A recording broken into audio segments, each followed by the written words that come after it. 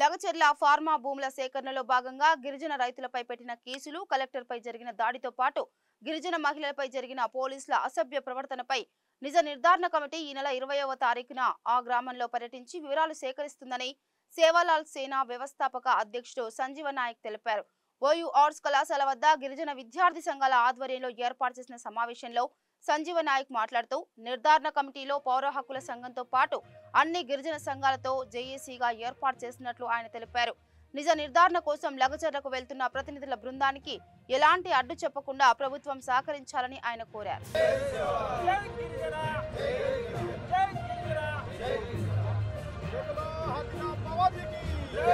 15వ తారీఖు పెట్టుకున్నటువంటి అన్ని సంఘాలను గిరిజన సంఘాలను పిలిచి పెట్టినటువంటి సమావేశం ఈరోజు సమావేశ ఎజెండాను ప్రకటించాలని చెప్పి భావంగా ఈరోజు పెట్టుకోవడం జరిగింది. 20వ తారీఖు నాడు నిజ నిర్ధారణ కమిటీ మా గిరిజన సంఘాలతో పాటు పౌర హక్కుల సంఘం నుంచి ఆ నిజ నిర్ధారణ కమిటీలో ఉన్నారు. వారు ఉదయం 8 గంటలకు ఇక్కడి నుంచి లగచర్ల సందర్శిస్తానికి, అక్కడ బాధితులతో మాట్లాడడానికి, అక్కడి నుంచి కలెక్టర్ గారితో కూడా మాట్లాడడానికి ఈ ఏర్పాటు చేసుకుంటున్నాం. ఓన్లీ ప్రతినిధి బృందం మాత్రమే పోతుంది. ఏదో మేము పెద్ద పోరాటం చేసుకోవడానికి పెద్ద ఎత్తున జనాలను లక్షలాది మందిని కదిలించుకొని పోవట్లేదు. కేవలం సంఘాల ప్రతినిధులు మాత్రమే ఆ సందర్శనకు ఉంటుంది. దయచేసి ప్రభుత్వము, పోలీసు అధికారులు, ఇంటెలిజెన్స్ ద్వారా ఈ విషయాన్ని గమనించాల్సిందిగా విజ్ఞప్తి చేస్తున్నాం. ప్రధానంగా సమస్య అక్కడ ఉండబడినటువంటి లగచర్లలో జరిగిన సంఘటన మీకు అందరికీ తెలుసు. భూములు ఫార్మా సిటీ కోసం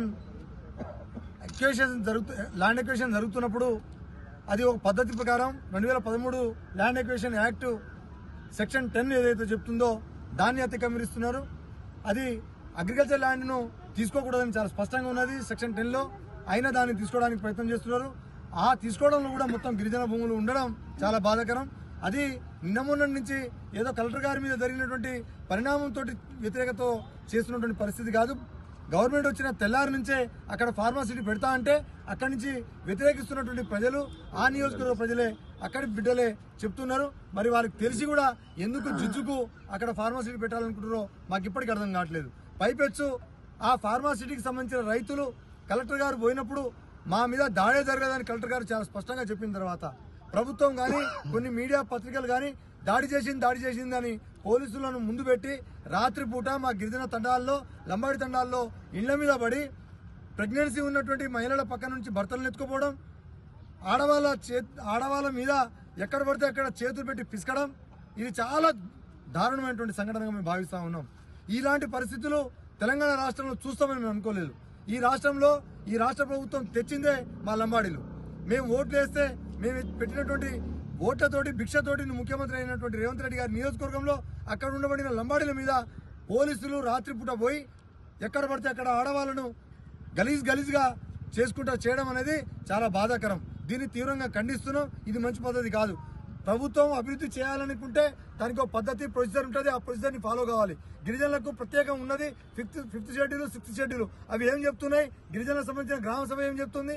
గిరిజనుల అభిప్రాయం ఏముంది? ఆ అభిప్రాయానికి అనుగుణంగా మనం నడవాలనా లేదా అనేది అధికారులు చూడాల్సింది పోయి, ప్రభుత్వం చూడాల్సింది పోయి దాన్ని అతిక్రమించి భయభ్రాంతులకు గురి చేసి భూములు లాక్కోవాలని చూడటం చాలా దారుణం.